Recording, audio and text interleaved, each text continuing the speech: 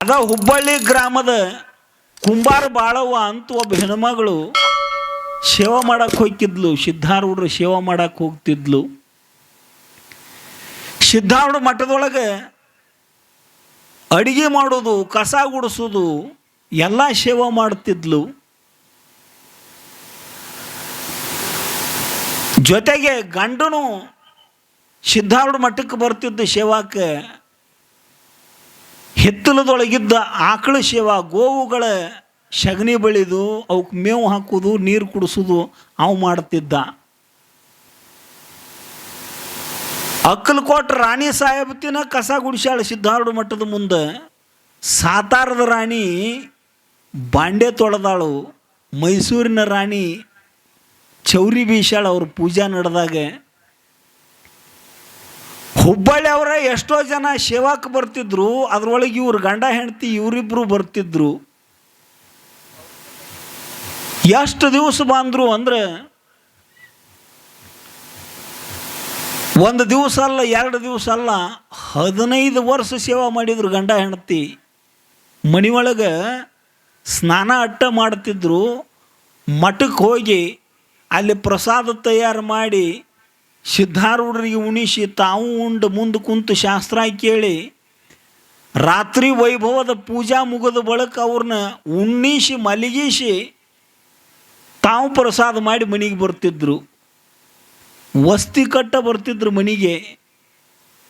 ಮನ್ಯಾಗ 15 ವರ್ಷ ಆಗಿತ್ತು, ಒಲಿ ಹೊಚ್ಚೇ ಇದ್ದಿದ್ದಿಲ್ಲ ಅವರು. ಅಲ್ಲೇ ಸೇವಾ ಮಾಡೋದು, ಅಲ್ಲೇ ಉಣ್ಣೋದು, ಅಲ್ಲೇ ಶಾಸ್ತ್ರ ಕೇಳೋದು, ಅಲ್ಲೇ ಕಾಲಹರಣ ಮಾಡ್ತಾ ಇದ್ರು. ಗುರು ಸೇವಾಪ್ರಿಯ.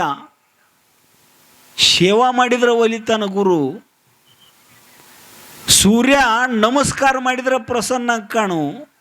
ದೇವತೆಗಳ ಸ್ತುತಿ ಮಾಡಿದ್ರೆ ಪ್ರಸನ್ನ ಅಕ್ಕಾರು. ಶಿವನ ಆಶೀರ್ವಾದ ಬೇಕಾಗಿತ್ತು ಅಂದ್ರೆ ಪೆಟ್ಟು ಹತ್ತಂಗೆ ನೀರು ಹಾಕೋತ್ ಕುಂತು ಬಿಡೋದು. ಲಿಂಗದ ಮೇಲೆ ಧಾರಾಕಾರವಾಗಿ ನೀರು ಸುರುತ್ತಾ ಕುಂತ್ರ ಸಾಕು, ಶಿವನ ಅನುಗ್ರಹ ಆಕೈತಿ. ಶಿವ ಜಲಾಧಾರ ಪ್ರಿಯ.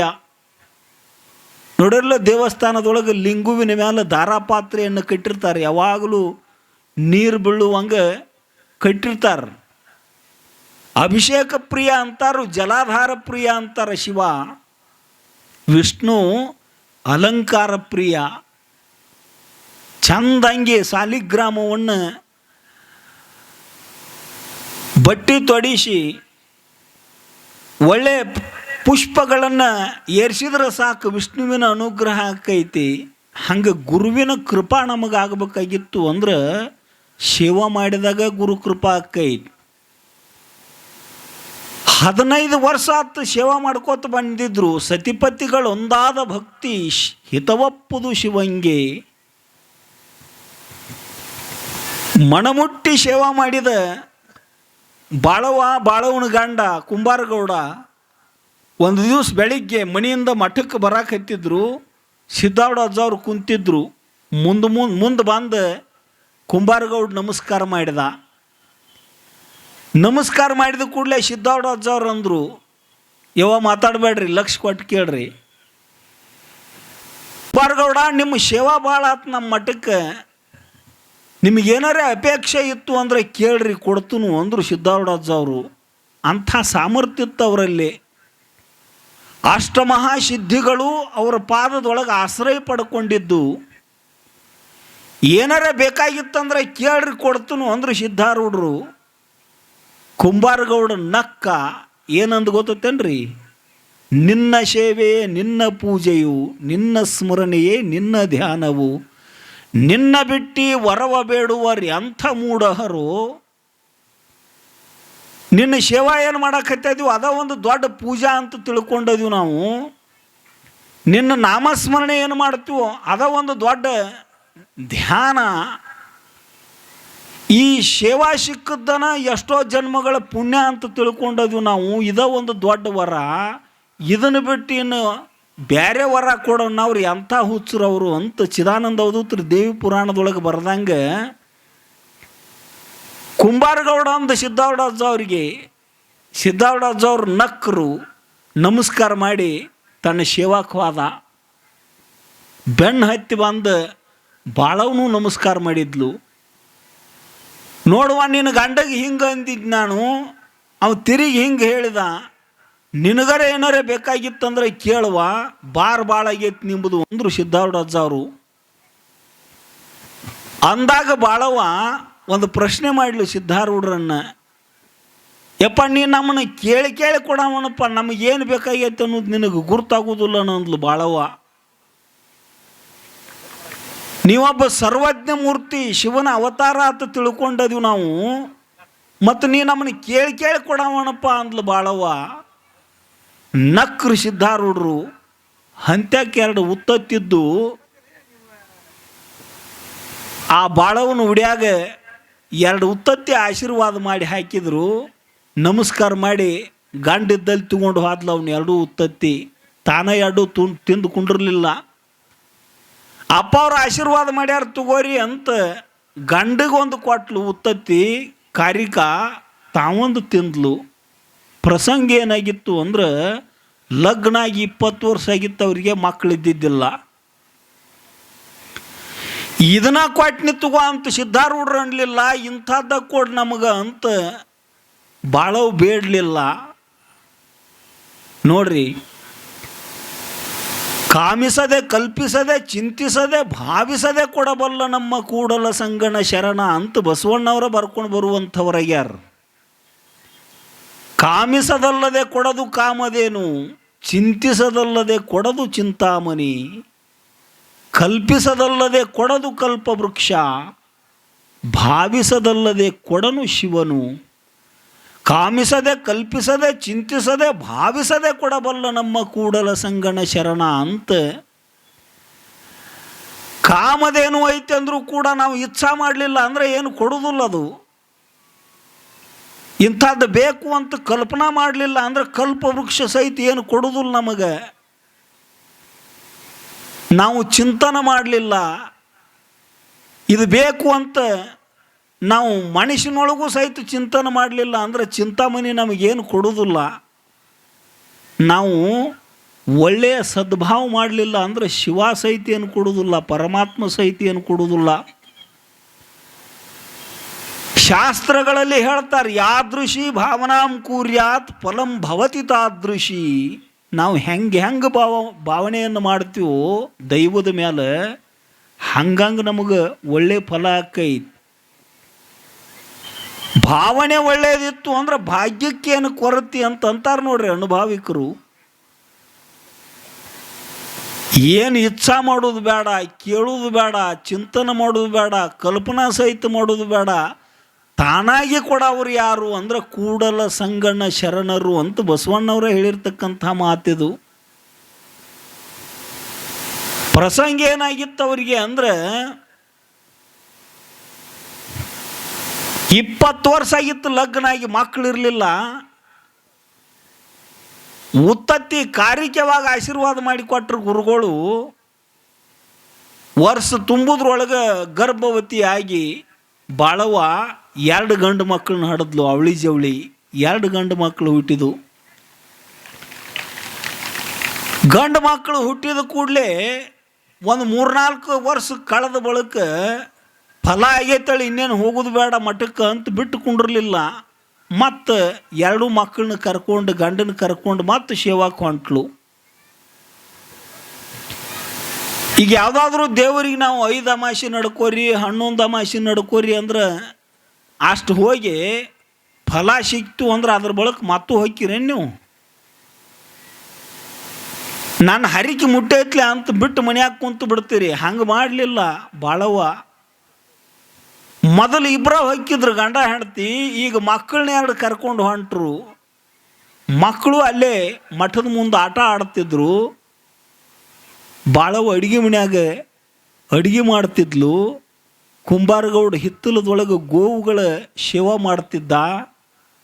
ಪ್ರಸಂಗ ಏನಾಯ್ತು ಅಂದ್ರೆ, ಸಿದ್ಧಾರೂಢ ಅಜ್ಜವರು ಪಾಠಶಾಲೆ ಒಳಗೆ ಶಾಸ್ತ್ರ ಹೇಳಕತ್ತಿದ್ರು. ಹೊರಗೆ ಮಕ್ಕಳ ಹಂತ್ಯಕ್ಕೆ ಯಾರು ಇರಲಿಲ್ಲ. ಆಡ್ಕೋತ ಹುರುಟು ಬುದ್ಧಿ, ಸಣ್ಣ ವಯಸ್ಸ 4-6 ವರ್ಷದ ಮಕ್ಕಳು ಆಡ್ಕೋತ ಆಡ್ಕೋತ ಕೆರೆ ಕಡೆ ಹೋದರು. ಈಗಿನ ಗತ್ಲೆ ಅದಕ್ಕೆ ಕಟ್ಟಿ ಅದು ಏನಿರಲಿಲ್ಲ, ಹಂಗೆ ಮಣ್ಣಿನ ದಿಬ್ಬಿತ್ತು. ಕೆರೆ ಕಡೆ ಆಡ್ಕೋತ ಹೋಗಿ ನೀರು ಕುಡಿಬೇಕು ಅಂತ ಚಂದ ಕಂಡು ಒಂದು ಹುಡುಗ ಕೆಳಗಿಳಿದು ಹೋತು. ಅವನ ಜೋಡಿ ಮತ್ತೊಂದು ಹುಡುಗನು ಹೋತು. ಯಾರಿಲ್ಲ ಅಲ್ಲಿ ಹೊರಗೆ. ಕೆರ್ಯಾಗ ನೀರು ಕುಡಿಬೇಕಂತ ಹೋದ್ರೆ ಎರಿ ಮಣ್ಣ ಕಾಲು ಜಾರಿ ಕೆರ್ಯಾಗ ಬಿತ್ತದು ಒಂದು ಹುಡುಗ. ಆ ಹುಡುಗನ ತಕ್ಕೋಬೇಕಂತ ಇನ್ನೊಂದು ಹುಡುಗ ಗಾಗರ್ಸಿ ಕೈ ಚಾಯಿಸ್ತು. ಆ ಹುಡುಗನು ಅಂಜಿ ಎಳ್ಕೊಂಡು ತೆಕ್ಕಿ ಆದ ಎರಡೂ ಹುಡುಗರು ಕೆರೆಯಾಗ ಮುಳುಗುದು ಎಳುದು ಮಾಡಿ ಎರಡೂ ಹುಡುಗರು ಸತ್ತು ಬಿಟ್ಟು. ದೂರ ನಿಂತ ಒಬ್ಬ ಗೃಹಸ್ಥ ಒಂದೆರಡು ಹುಡುಗರು ಕೆರೆ ಕಡೆ ಹೋದಂಗಾತು. ಎದ್ದು ಮ್ಯಾಲ ಬರಲಿಲ್ಲ ಅಂತ ನೋಡ್ಬೇಕಂತ ಓಡೋಡಿ ಬಂದ. ಓಡಿ ಬರ್ಗುಡ್ದ ಎರಡೂ ಮಕ್ಕಳು ಕೆರೆಯಾಗ ಮುಳುಗಿ ಸತ್ತಿದ್ದು. ಕೂಗಿದವ, ಬಾಯಿ ಮಾಡಿ ಕರೆದ.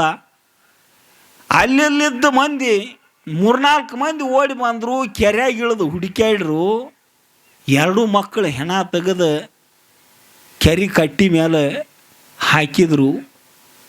3-4 ಮಂದಿ ಒಳಗೆ ಒಬ್ಬಗ ಗುರ್ತು ಹತ್ತಿ ಇವು ನಮ್ಮ ಬಾಳವನ ಮಕ್ಕಳು ಅಂತ ಪತ್ತೆ ಮಾಡಿದರು.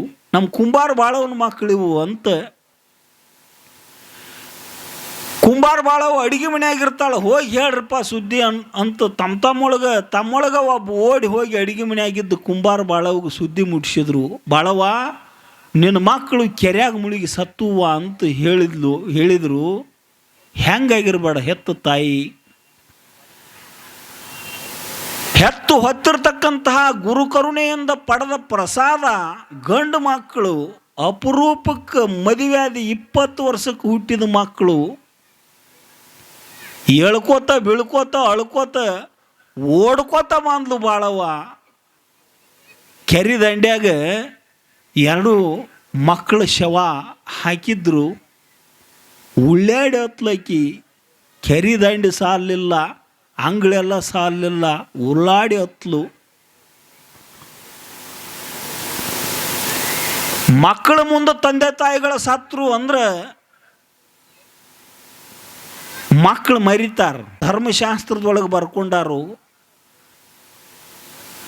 ಯಾರ್ದಾದ್ರೂ ಮಕ್ಕಳು ಸತ್ರ ಅದ ಚಿಂತೆ ಒಳಗೆ ಚಿಂತೆ ಮಾಡಿ ಮಾಡಿ ಮಾಡಿ ಮಾಡಿ ಕೊರಿಗೆ ಮರಿಗೆ ಸತ್ತ ಅವ್ವ ಅಪ್ಪನ ಸುದ್ದಿ ಕೇಳಿದ್ವಿ ನಾವು. ಅವ್ವ ಅಪ್ಪ ಸತ್ರ ಮರಿಗೆ ಸತ್ತ ಮಕ್ಕಳ ಸುದ್ದಿ ಕೇಳಿದ್ವನ್ರಿ.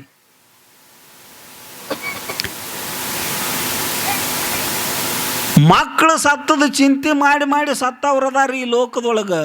ತಂದೆ ತಾಯಿ ಸತ್ರ ಚಿಂತೆ ಮಾಡಿ ಸತ್ತ ಮಕ್ಕಳದಾವನ್ರಿ ಅವರೇ. ಮೋಹ ಕೆಳಮುಖವಾಗಿ ಹರಿತೈತಿ, ಹಿಂಗೆ ಮೇಲ್ಮುಖವಾಗಿ ಹರಿದಿಲ್ಲ. ಅದು ಆಕಾಶದೊಳಗೆ ಜಲದ ಒಂದು ಭಾಗ ಸೇರಿ ಮೋಹ ಅನ್ನುವ ತತ್ವದ ಉತ್ಪತ್ತಿ ಆಗೈತಿ. ನೀರ ತೆಗ್ಗಿದ್ದದ ಕಡೆನ ಹರಿತೈತೆ ಹೊರತಾಗಿ ಗುಡ್ಡ ಇರ್ತೈತೇನ್ರಿ ನಿಮ್ಮೂರಾಗ?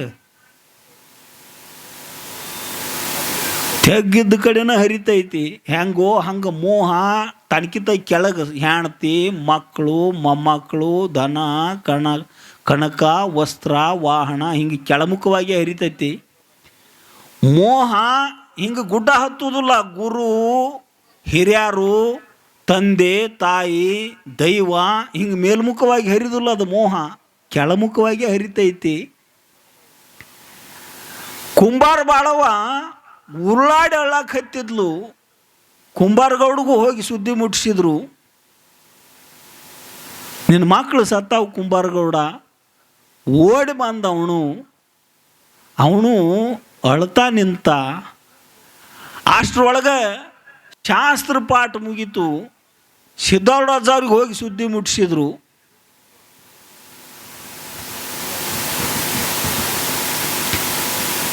ಕುಂಬಾರ ಬಾಳವನ ಮಕ್ಕಳು ಸತ್ತವ್ರಪ್ಪ ಅಂತ ಸಿದ್ಧಾರೂಢಾಚಾರ್ಯರಿಗೆ ಸುದ್ದಿ ಮುಟ್ಟಿಸಿದ್ರು. ಸಿದ್ಧಾರೂಢಪ್ಪ ಅವರು ಧಾವಿಸಿ ಬಂದರು. ಓಡಿ ಕೆರೆ ದಂಡಿಗೆ ಬಂದರು. ಬಾಳವ ಉಳ್ಳಾಡಿ ಅಳ್ಳಾಕ ಹತ್ತಿದ್ದು ಬಿಟ್ಟು ಸಿದ್ಧಾರೂಢಾಚಾರ್ಯರು ಬಂದರು ಅಂತ ಎದ್ದು ಬಂದು ಅವ್ರ ಪಾದಕ್ಕೆ ಹಣೆ ಹಚ್ಚಿ ನಮಸ್ಕಾರ ಮಾಡಿದ್ಲು. ಒಂದು ಪ್ರಶ್ನೆ ಕೇಳ್ತಾಳೆ ಸಿದ್ಧಾರೂಢಾಚಾರ್ಯವ್ರನ್ನ, ಯಪ್ಪ ನೀ ಹಿಂಗೆ ನಡುನ ಕಿತ್ಕೊಳ್ಳೋದಾಗಿದ್ರೆ ಯಾಕೆ ಕೊಡ್ಬೇಕಾಗಿತ್ತಪ್ಪ ಅಂತ ಪ್ರಶ್ನೆ ಕೇಳಲು. ನಿನಗೇನು ಕೊಡು ಅಂದಿದ್ದಿಲ್ಲ ನಾವು. ನಮಗೆ ಮಕ್ಕಳಿಲ್ಲ, ಮಕ್ಕಳ ಕೊಡಪ್ಪ ಯಪ್ಪ ಅಂತ ಕೇಳಿದ್ದಿಲ್ಲ. ನೀನ ಏನು ಬೇಕಂತ ಕೇಳಿ 2 ಉತ್ತತ್ತಿ ಆಶೀರ್ವಾದ ಮಾಡಿ ಉಡ್ಯಾಗ ಹಾಕಿ ಬಂಗಾರದಂಥ 2 ಗಂಡು ಮಕ್ಕಳನ್ನ ಕೊಟ್ಟು ಹಿಂಗೆ ನಡಬಾರ್ಕ ಕಸ್ಗೋದನಪ್ಪ ನೀನು ಅಂತ ಗುರುಗಳನ್ನ ಕೇಳು. ಸಿದ್ಧಾರೂಢಾಜವರು ಒಂದು ಮರು ಪ್ರಶ್ನೆ ಮಾಡಿದರು.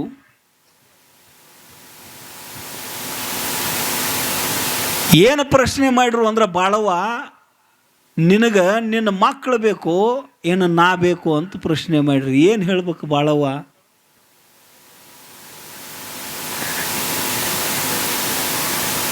ಬಾಳವ್ವ ಏನು ಹೇಳ್ಬೇಕ್ರಿ? ಏನು ಪ್ರಶ್ನೆ ಮಾಡಾಕತ್ಯಾರ ಗೊತ್ತೇನ್ರಿ ಸಿದ್ಧಾರೂಢರು? ನಿನಗೆ ಪ್ರಪಂಚ ಬೇಕು ಏನು ಪರಮಾರ್ಥ ಬೇಕು ಅಂತ ಕೇಳಾಕತ್ಯಾರ.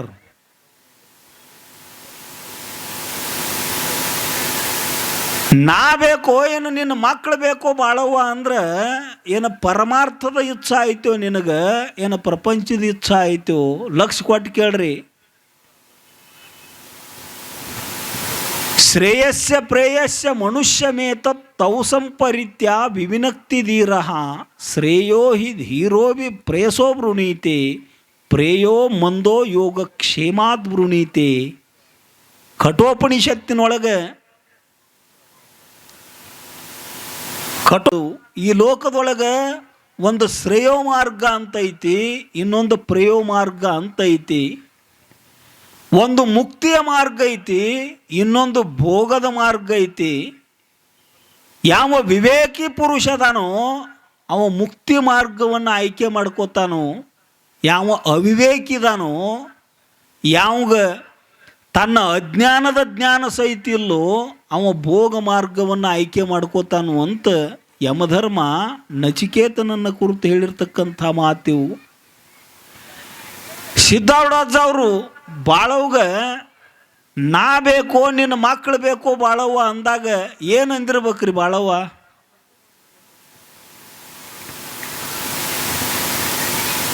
ವಿಚಾರ ಮಾಡಿದ್ಲು, ಶಾಸ್ತ್ರ ಕೇಳಿದ ಸಂಸ್ಕಾರ ಇತ್ತು ಬಾಳವ್ನಲ್ಲಿ. ಎಷ್ಟು ಜನ್ಮದೊಳಗೆ ಎಷ್ಟು ಮಕ್ಕಳ ಹಡ್ದ ನೀವು ಗುರುತಿಲ್ಲ. ಬಾಳವಂತಾಳು ನಾಯಾಗಿ 4 ಹಡ್ದಿರ್ಬೇಕು, ಬೆಕ್ಕಾಗಿ 5-6 ಹಡ್ದಿರ್ಬೇಕು, ಹಂದಿಯಾಗಿ 18 ಹಡ್ದಿರ್ಬೇಕು. ಮಕ್ಕಳು ಎಲ್ಲ ಜನ್ಮದೊಳಗೂ ಹುಟ್ಟುತ್ತಾವು. ನಾ ಯಾರ್ಯಾರಿಗೆ ಮಗಳಾಗಿ ಮಗ ಆಗಿ ಹುಟ್ಟೇನೋ ಗುರುತಿಲ್ಲ. ಎಷ್ಟೆಷ್ಟು ಜನ್ಮಗಳು ಬಂದಾವು, ಅಸಂಖ್ಯಾತ ಜನ್ಮಗಳು ಬಂದಾವು, ಲೆಕ್ಕಿರ್ಲಾರ್ದಷ್ಟು. ಧರೆಯನ್ನೆಲ್ಲವನ್ನು ಸನ್ನಿಸಿ ಧೂಳಿ ಮಾಡಲ ಪರಮಾಣುಗಳೆನಿತೋ ಅನಿತು ದೇಹವ ಧರಿಸು ತೊಂದೊಂದು ಜೀವರ ಬಸಿರೊಳು ಬಂದು ಮರಳಿ ನೀನತ್ತ ತಿರುಗದಂತೆ ರಚಿಸದೆ. ಈ ಭೂಮಿನ ಕುಟ್ಟಿ ಹುಡಿ ಮಾಡಿ ಗಾಳಿ ಒಳಗೆ ತೂರಿದ್ರೆ ಆ ಧೂಳಿ ಕಣಗಳು ಎಷ್ಟಕ್ಕವು ಅಷ್ಟು ಜನ್ಮಗಳನ್ನು ಧಾರಣ ಮಾಡಿದ್ವಿ ನಾವು. ಇದ ಒಂದು ಜನ್ಮ ಅಂತ ತಿಳ್ಕೊಬೇಡ್ರಿ. ವಾಸಾಂಶಿ ಜೀರ್ಣಾನಿ ಯಥಾವಿಹಾಯ ನವಾನಿ ಗೃಹ್ಣಾತಿ ನರೋಪರಾಣಿ. ಹೆಂಗೆ ಒಂದು ಅಂಗಿ ಹಳಿದಾಗಣ ತೆಗೆದು ಒಗದ ಮತ್ತು ಹೊಸಾದ ಅಂಗಿ ಹೊಲಿಸಿ ಹಾಕೋತೀವಿ ನಾವು, ಹಂಗೆ ಒಂದು ದೇಹ ಜೀರ್ಣಾತು ಅಂದ್ರೆ ಜೀವ ಬಿಟ್ಟು ಮತ್ತೊಂದು ಹೊಸ ದೇಹದೊಳಗೆ ಪ್ರವೇಶ ಮಾಡ್ತಾನೆ ಕರ್ಮಾನುಸಾರವಾಗಿ. ಎಷ್ಟೋ ಸಲ ಹುಟ್ಟೇನಿ, ಎಷ್ಟೋ ಸಲ ಸತ್ತನಿ. ಅಪರೂಪದ ಜನ್ಮ ಮನುಷ್ಯ ಜನ್ಮ ಬಂದೈತಿ. ಇಂಥ ಮನುಷ್ಯ ಜನ್ಮದೊಳಗೆ ಸಿದ್ಧಾರೂಢನಂಥ ಗುರು ಸಿಕ್ಕಾಣು, ನನ್ನ ಜನ್ಮ ಉದ್ಧಾರ ಮಾಡತಕ್ಕಂಥ ಗುರು ಸಿಕ್ಕಾಣು. ಈ ಅವಕಾಶವನ್ನು ತಪ್ಪಿಸ್ಕೊಣಿ ಅಂದ್ರೆ ನಂದು ಇದು ಜನ್ಮ ವ್ಯರ್ಥಕ್ಕೈತಿ ಅಂತ ವಿಚಾರ ಮಾಡಿ ಪಾಮರ ಜನ್ಮ ತೋರ್ತೈತಿ. ಅದು ಒಂದು ದಿವಸ ನಾಶಕ್ಕೈತಿ.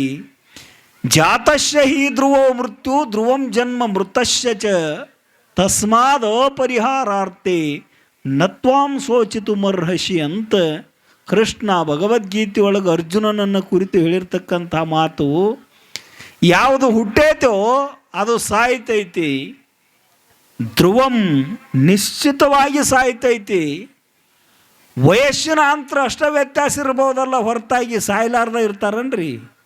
ಅಂತೀರಿ ನೋಡಿ ನೀವು ಅನುಭವಿಗಳು. 1000 ವರ್ಷ ತಪ್ಪಿರು, 1000 ವರ್ಷ ಕಳೆದ್ರೂ ಸಾವು ತಪ್ಪುವುದಿಲ್ಲ ಅಂತಿರಲ್ಲೋ. ವ್ಯವಹಾರದೊಳಗೆ ಹುಟ್ಟಿದ್ದು ಅತ್ಯಂತ ಅವಶ್ಯವಾಗಿ ಸಾಯಲೇಬೇಕು.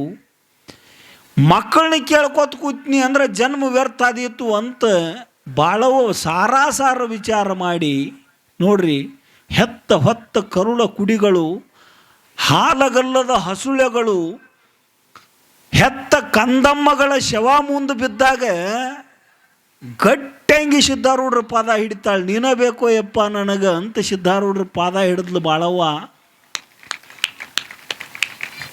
ಆಗ ಸಿದ್ಧಾರೂಢ ಅಜ್ಜವರು ಗೆದ್ದಿವ ಬಾಳವ್ವ, ನನ್ನ ಮನಸ್ಸು ಕದ್ದಿ ನೀನು ಅಂತ ಬ್ರಹ್ಮರಂಧ್ರದ ಮೇಲೆ ವರದ ಹಸ್ತವನ್ನಿಟ್ಟು ತ್ವಂ ಬ್ರಹ್ಮಾಶಿ ತ್ವಂ ತದಶಿ ತತ್ವಮಶಿ ಅಂತ ಬೋಧ ಮಾಡಿದರು. ಅನೇಕ ವರ್ಷಗಳಿಂದ ಶಾಸ್ತ್ರವನ್ನು ಕೇಳ್ತಾ ಬಂದ ಅನುಭವಿ ಬಾಳವ್ವ ಸೇವಾ ಮಾಡಿ ಅಂತಃಕರಣ ಪರಿಶುದ್ಧ ಆಗಿತ್ತು.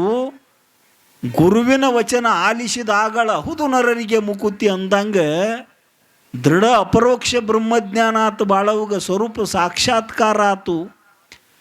ಅಹಂ ಬ್ರಹ್ಮಾಸ್ಮಿ ಅಂತಕ್ಕಂಥ ವೃತ್ತಿ ಒಳಗೆ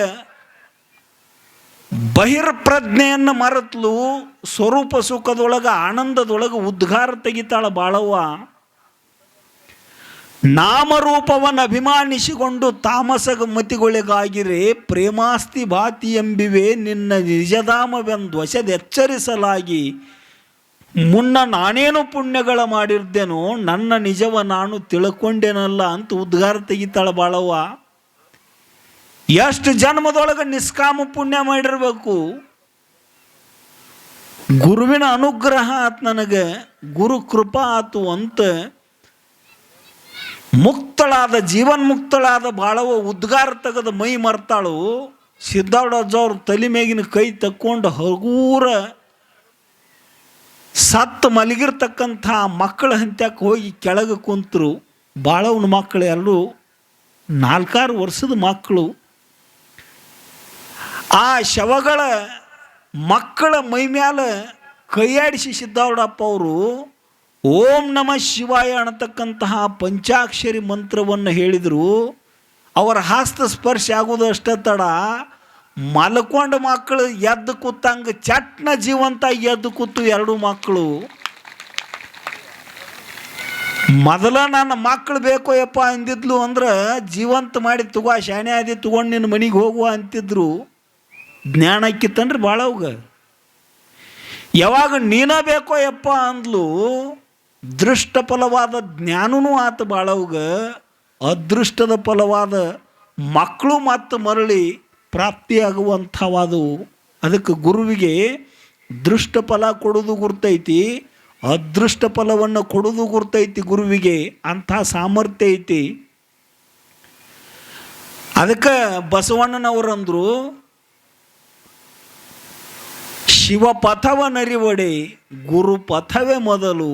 ನಿನಗೆ ಜ್ಞಾನ ಆಗಬೇಕಂದಿ ಅಂದ್ರೆ ಬಾಳವನಂಗೆ ಸ್ವರೂಪ ಸಾಕ್ಷಾತ್ಕಾರ ಆಗಬೇಕು ಅಂತ ಇಚ್ಛಾ ಇತ್ತು ಅಂದ್ರೆ ಗುರುಮಾರ್ಗವನ್ನು ಹಿಡಿದು ನೀನು ನಡಿ, ಸೇವಾ ಮಾಡು. ಸ್ವರೂಪ ಬೋಧಕ್ಕೈತಿ, ಸ್ವರೂಪ ಸಾಕ್ಷಾತ್ಕಾರಕ್ಕೈತಿ. ನಾ ಯಾರು ಅನ್ನುವ ತಿಳುವಳಿಕೆ ಯಥಾರ್ಥವಾದ ಜ್ಞಾನ ಪ್ರಾಪ್ತಿಯಾಕೈತಿ ಅಂತ ಹೇಳ್ತಾ ಸುಮ್ಮನೆ ಔಪಚಾರಿಕವಾಗಿ ಕೊನೆಗೆ 2 ಮಾತು. ಪರಮ ಪೂಜ್ಯರು ಸ್ವೀಕಾರ ಮಾಡಿದಾಗೂ ಹಸಿವಿನ ದುಃಖ ದೂರ ಆಕೈತಿ, ಪರಂತು ನಿಜವಾದ ಪ್ರಸಾದ ಪ್ರಾಪ್ತಿ ಆತು ಅಂದ್ರೆ ಸಮಸ್ತ ದುಃಖಗಳ ದೂರ ಆಕ್ಕಾವು. ಪ್ರಸಾದೇ ಸರ್ವ ದುಃಖಾಣಾಂ ಹಾನಿರಶ್ಯೋಪಜಾಯತೆ ಪ್ರಸನ್ನ ಚೇತಸೋ ಹ್ಯಾಶು ಬುದ್ಧಿ ಪರ್ಯವತಿಷ್ಠತಿ. ಭಗವಂತ ಗೀತೆಯೊಳಗೆ ಹೇಳ್ತಾನು, ಭಗವಂತನಿಗೆ ಅರ್ಪಿತವಾದ ಗುರುವಿಗೆ ಅರ್ಪಣವಾದ ಈ ಭೌತಿಕವಾದ ಪ್ರಸಾದನ ಈಗ ಕಾರ್ಯಕ್ರಮ ಮುಗಿದ ಕೂಡಲೇ ನೀವೇನು ಸ್ವೀಕಾರ ಮಾಡ್ತೀರಿ ಅದು ಪ್ರಸಾದನ ಜೀವನಿಗೆ ಒಳಿತನ್ನು ಉಂಟು ಮಾಡುವಂಥದ್ದಕ್ಕೈತಿ. ಪರಂತು ಖರೋಕರ ಪ್ರಸಾದ ಯಾವುದು ಅಂದ್ರೆ ಮನಃಪ್ರಸಾದ ಸೌಮ್ಯತ್ವಂ. ಯಾವ ಯೋಗಿ ತಪಸ್ಸನ್ನು ಮಾಡ್ಯಾನೋ ಯಾವ ಯೋಗಿ ಸಾಧನೆಯೊಳಗೆ ತೊಡಗಿಕೊಂಡಾನೋ ಅಂಥವನ ಮನಸ್ಸು ಸದಾವ ಕಾಲ ಪ್ರಸನ್ನ ಇರ್ತೈತಿ. ಅದು ಪ್ರಸಾದ. ಇದು ಯೌಗಿಕವಾದ ಅರ್ಥ. ಇನ್ನೊಂದು ತಾತ್ವಿಕವಾದ ಅರ್ಥ ಐತಿ. ಏನು ತಾತ್ವಿಕವಾದ ಅರ್ಥ ಅಂತಂದ್ರೆ, ಸಮಸ್ತ ದುಃಖಗಳನ್ನು ದೂರ ಮಾಡತಕ್ಕಂತಹ ಪ್ರಸಾದ ಅದು ಅದಕ್ಕೆ ನಿಜಬೋಧ ಅಂತ ಕರೀತಾರೆ. ಯಾರ ಹೃದಯದೊಳಗೆ ರಾಗ ದ್ವೇಷ ಇಲ್ಲವೋ, ಯಾರ ಮನಸ್ಸು ತಮ್ಮ ಸ್ವಾಧೀನದೊಳಗೈತಿವೋ, ಆತ್ಮವಶ್ಯೇರ್ ವಿಧೇಯಾತ್ಮ ಪ್ರಸಾದ ಮದಿಗಚ್ಚತಿ. ತಮ್ಮ ಸ್ವಾಧೀನದೊಳಗೆ ಮನಸ್ಸು ಯಾರ್ದೈತೋ ಅವರು ಆ ಮಹಾಪ್ರಸಾದವನ್ನು ಹೊಂದುವಂಥವರಕ್ಕರು. ಇಷ್ಟೆಲ್ಲ ಸಿಗಬೇಕಾಗಿತ್ತು ಅಂದ್ರೆ ಗುರುವಿನ ಕರುಣಾ ಬೇಕು. ಗುರುನಾಥನ ಕರುಣಾ ಇರಲಿಲ್ಲ ಅಂದ್ರೆ ದೊರೆಯುವುದಿಲ್ಲ.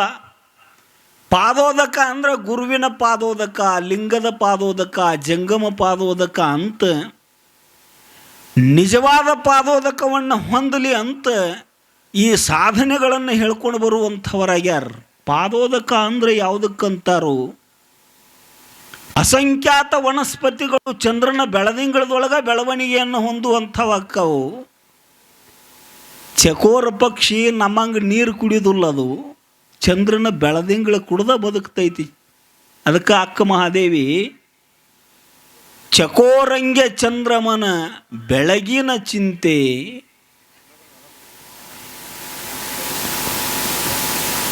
ತಂಪು ಇಂಪು ಸೋಂಪು ಯಾವುದು ಅಂತಂದ್ರೆ ಚಂದ್ರನ ಬೆಳದಿಂಗಳು. ಲೌಕಿಕರಾದ ನಮ್ಮ ಸುದ್ದಿ ಅಟ್ಟು ಹೇಳ್ತಾರ, ಮಡದಿಯಂ ಬೇರಾಪ್ತರಿನ್ನಿರ್ಪರೆ. ಬಹಳ ಆಪ್ತಾಲೋಚನೆ ಯಾರ ಜೊತೆಗೆ ಮಾಡ್ತೀರಿ ನೀವು?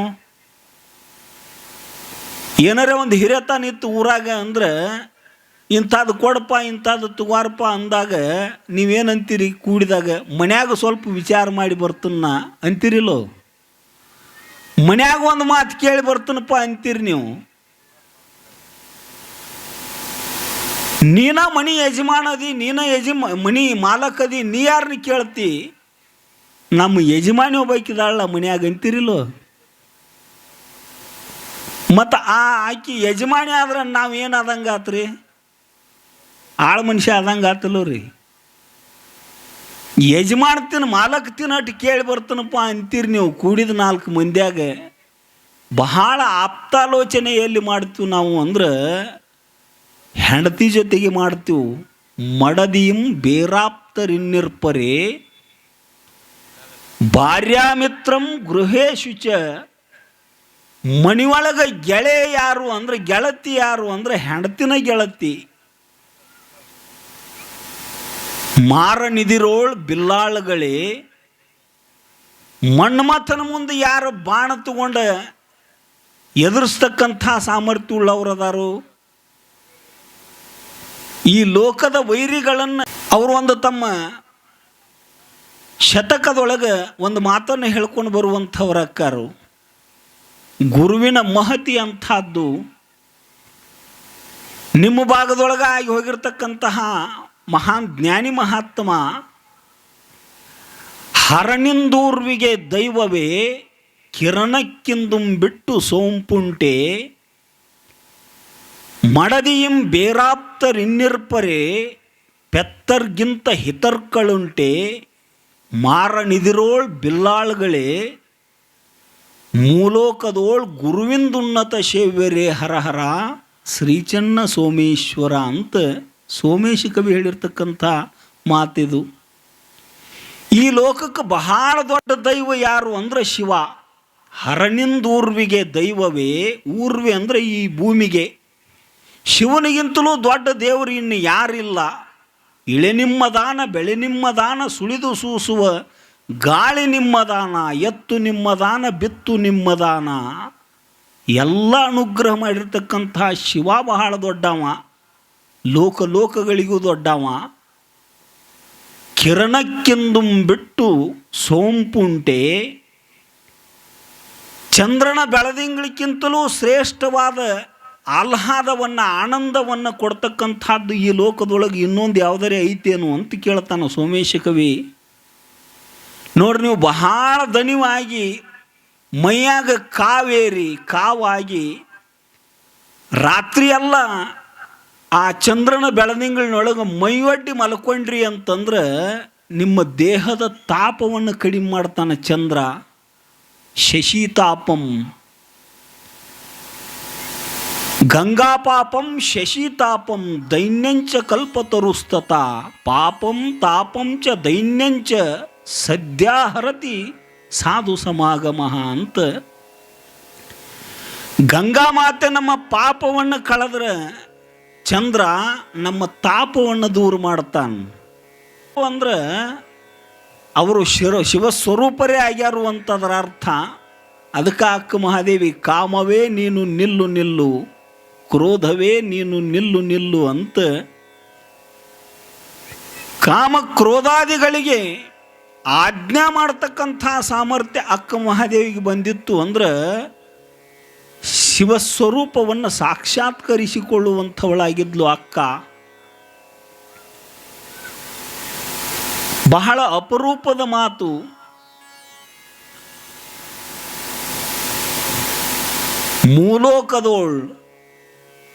ಮೂರು ಲೋಕದೊಳಗೆ ಸೇವಾ ಮಾಡಲಿಕ್ಕೆ ಯೋಗ್ಯರಾಗಲ್ಪಟ್ಟಂಥವ್ರು ಯಾರು ಅಂದ್ರೆ ಗುರುವಿಂದುನ್ನತ ಸೇವ್ಯರೇ ಹರಹರ ಶ್ರೀಚನ್ನ ಸೋಮೇಶ್ವರ. ಮೂರು ಲೋಕದೊಳಗೂ ಸೇವಾ ಮಾಡಲಿಕ್ಕೆ ಸೇವಾ ಮಾಡಿಸ್ಕೊಳ್ಳಿಕ್ಕೆ ಯೋಗ್ಯರಾಗಲ್ಪಟ್ಟಂಥವರು ಯಾರು ಅಂತಂದ್ರೆ ಸದ್ಗುರುಗಳು, ಮಹಾತ್ಮರು, ಜೀವನ ಬಂಧನವನ್ನು ಬಿಡಿಸ್ತಕ್ಕಂತಹ ಪುಣ್ಯಾತ್ಮರು,